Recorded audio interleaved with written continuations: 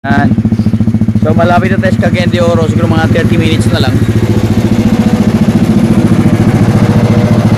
Padaan dyan. Alright, so yeah, lalim pala nito.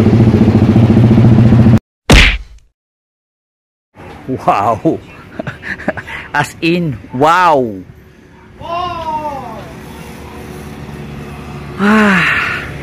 Mario Joseph. Dito na yung tinatawag na bitukang manok. Zigzag road dito. Dito tayo sa taas pa. So pababa, kami yung kalsada dyan. Pag ganun pa. Grabe, ganda ng lugar dito. Wow. Para ka nasa France. Sarap tumira dito, anak ng teteng, swerte naman nila.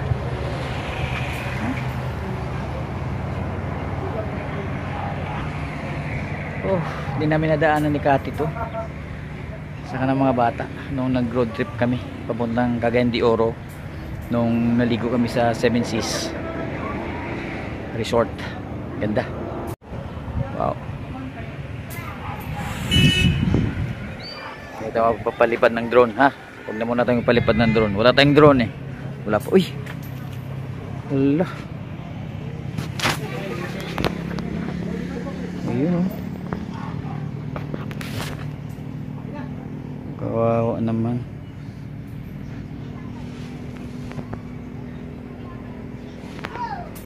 So tatlo pa tayo, Brad.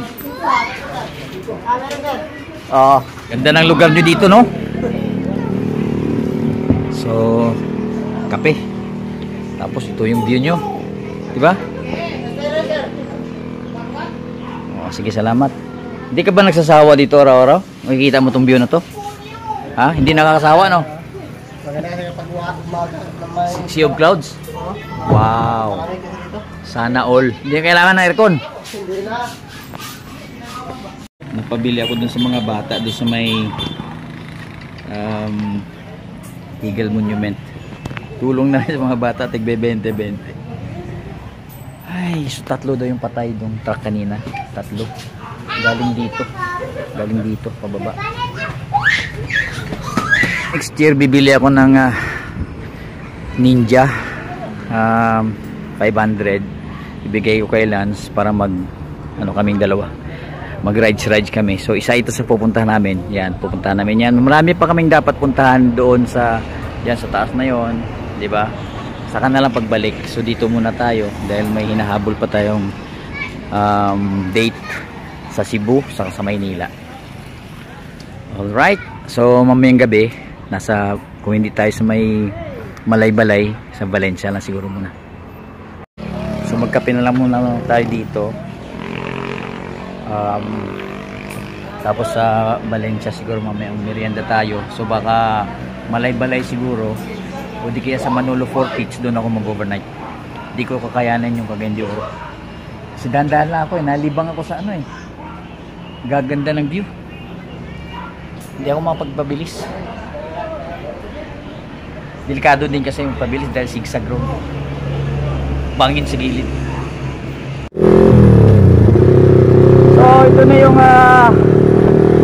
famous na zigzag road dito sa may Buga. O hindi, ayaw ko lang kung parte ito ng bukid doon, pero check natin mamaya. So matindi yung likuan dito, kaya dapat dahan-dahan lang talaga. Kita yung view na yan.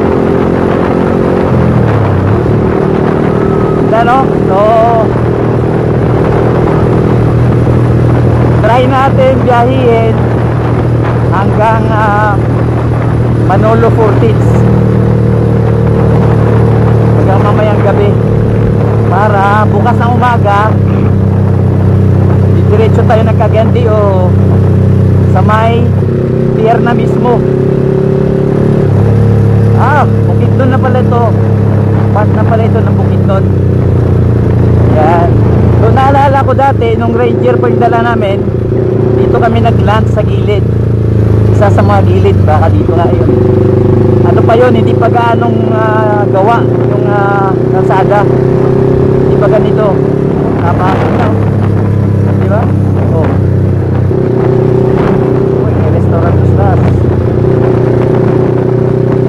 So sarap ng buhay ng mga nakatira dito, no? Ang sarap balik-balikan itong kalsada na to talaga. Itong highway ng Buda from Davao City to Bukidnon. Ang ganda kasi ng view. May mga area na, lalo na doon sa may Itaw-Taw, daming mga halaman saka flowers sa gilid ng kalsada. Ganda ng pagka-landscape ng kalsada.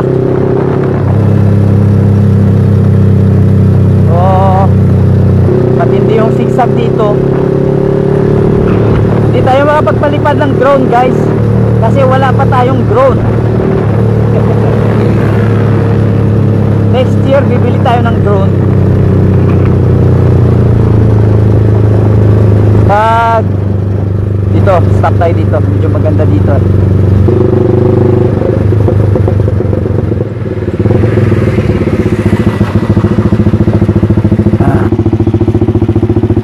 So kita nyo naman yung view, oh.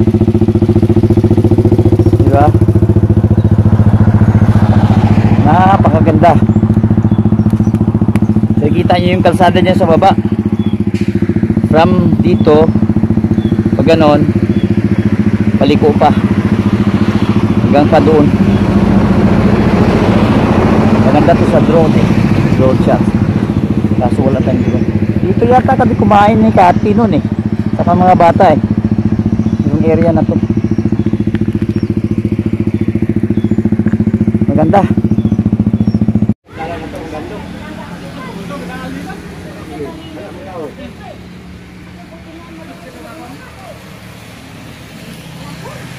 So welcome to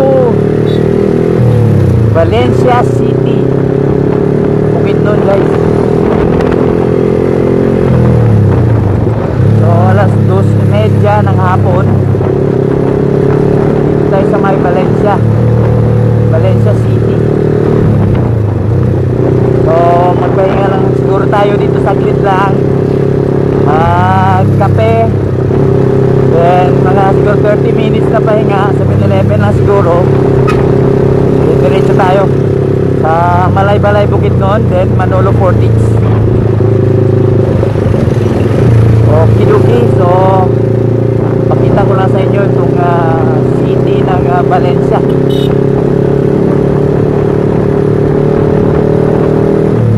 Diba? Naihalit-ulit mo siya sa city ng Kidapawan City, malapit sa Mlang. SM di kaya dito?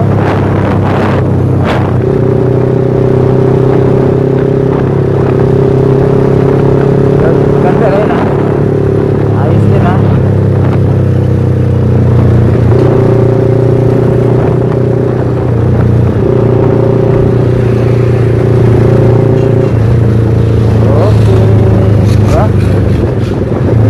May McDonald's.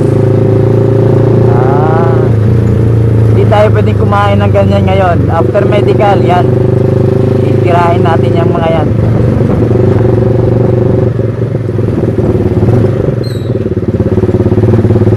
Ito maganda. Yung traffic lights nila may seconds.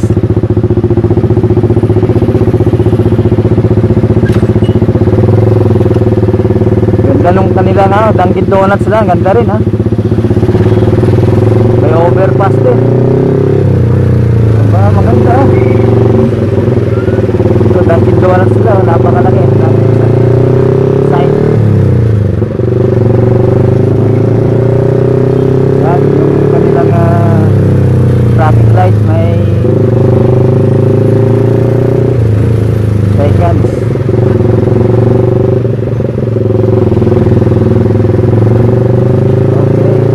Ngayon pero matraffic din.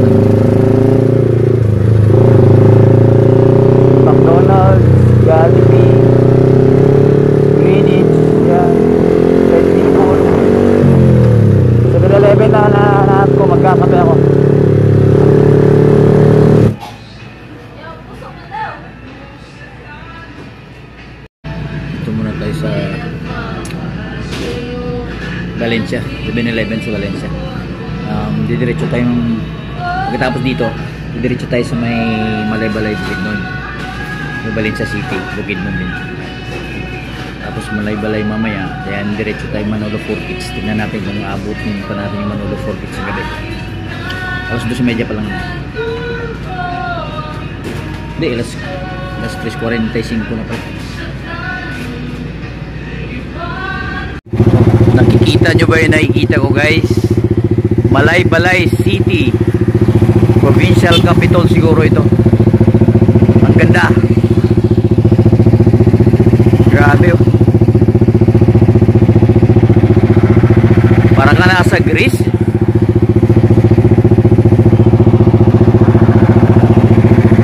Galing. Dumi na ng ating motor, pati yung aking backpack na puti. Puting-puti, ngayon di na puti. Ay. Pero ganda ng view. The best. Dito tayo sa may Malaybalay Bukidnon, alas 4:30 na. So baka makarating ako ng Manolo Fortix mga 5:30 or mga 5:30. So doon tayo mag-overnight sa Manolo Fortix. Then sa umaga, maganda yung view sa umaga kasi madadaanan natin puro pinya. Kabilaan ng kalsada, puro pinya. Parang Dole Philippines ba? Pero yun naman is Del Monte. Alright. So tuloy-tuloy lang tayo. Pagod na. So kalalagpas lang natin ng Malaybalay City. Pero Malaybalay City pa rin ito, part pa rin ito na Malaybalay. Yung proper nandun na. So mga nasa 30 to 40 minutes pa papuntang Manolo Fortix. Kaso ang problema, ulan na naman. Naka-4 na hinto na ako sa ulan mula kaninang umaga pa. So nasa mga 12 hours na tayo nagmumotor. Ayos lang. Silong muna tayo dito. Pasilong na naman tayo dito. Ito yung motor. Grabe kasing masakit sa kaya yung ulan, kaso ang problema yung talsik sa mukha ng tubig. Hindi naman na pwedeng mag ng visor kasi nga madilim. So mga nasa 30 to 40 minutes pa ang Manolo Fortix bago tayo makarating doon. So mga alas oras na nasa oras na ba? Alas 6:15. Grabe, dahil inulan ako from Malaybalay. Nagpasilong ako kaso yung ulan titigil, tapos pag aalis ako saka naman bubuhos ulit. So ilang beses ako pasilong sa mga gasoline stations, pero talagang nabasa ako. So ito yung kwarto ko, pink na pink, 500 pesos, walang aircon, electric fan lang, pero okay na. Dito ako sa may Manolo Fortix ngayon. Gabi na, hindi na ako dumiretso ng Cagayan de Oro. So ito yung mga damit ko, basa, pati yung backpack ko. So dumi-dumi na dahil nasa ulan. Ano ko ba? So paano ba? Bahala na bukas nito. Dumi, saka basa, pati pantalon ko, jacket ko, basa din. So bumili na lang ako ng tubig, Skyflakes, saka yan bulalo na Lucky Me. Alas, oras na ba? Alas 8 Gs ng gabi. So, yung mga gamit ko, dumi-dumi papeles is okay pa. Alright. Yan. Basa. Yung mga basa, kahit nasa loob ng backpack, basa Yan, so ito yung kwarto natin. Uy, may aircon pala. May aircon pala. Ayos. Pero dahil malamig, hindi na natin gamitin. So ito yung CR. Pag short time, 350 pesos daw. Pero kasi ako lang mag-isa, 500. Ba't ganun? Alright. So, sibat na tayo papunta Cagayan de Oro ngayon. Alas 7:30 na. So, sakay tayo ng barko mamaya. Tingnan natin kung ano yung biyahe yung merong available within hanggang mamayang gabi. Not sure kung nasaan na tayo, pero ganda yung lugar.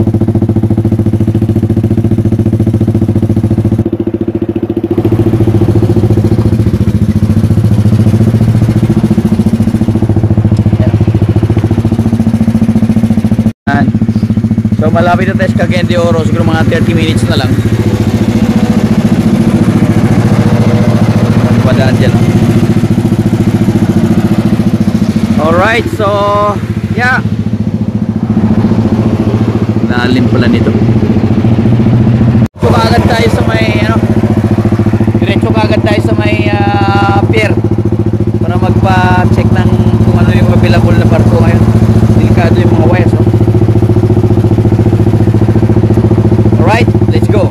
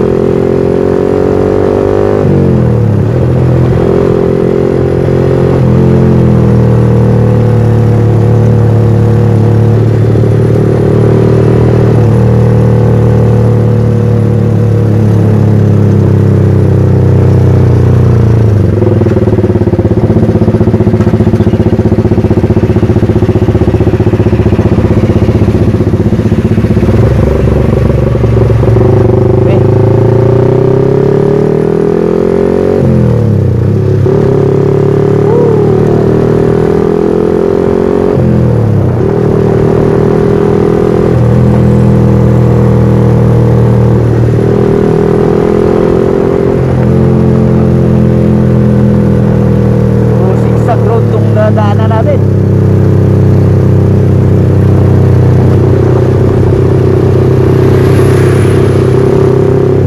Malapit na tayo sa Cagayan de Oro. Nalala ko tong kalsada na to eh.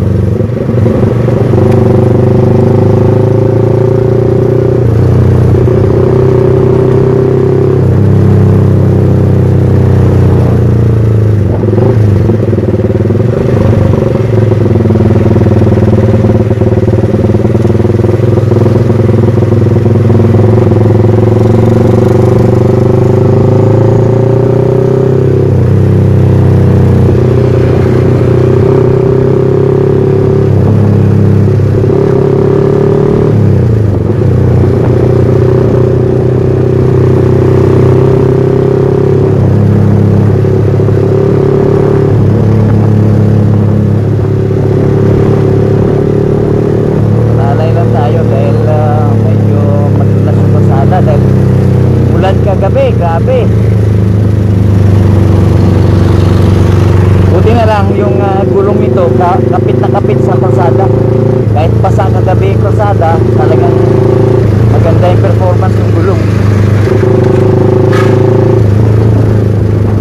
Pirelli.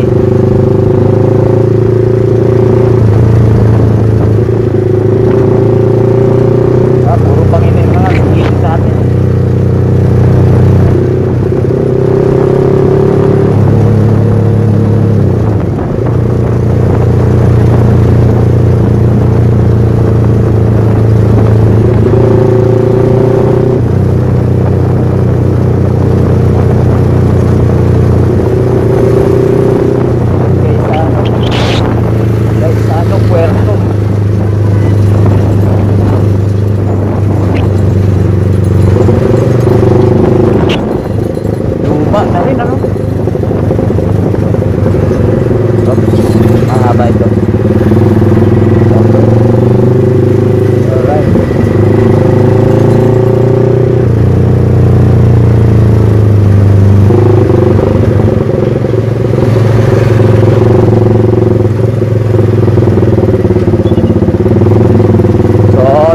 tayo mag-check yung pupuntahan nating lugar.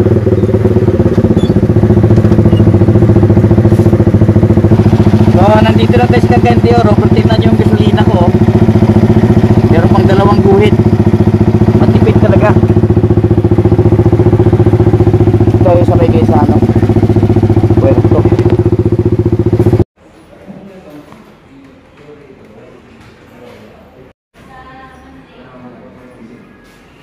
Okay na tayo sa customs, saka sa Coast Guard pala. So papahinga muna tayo sa loob siguro.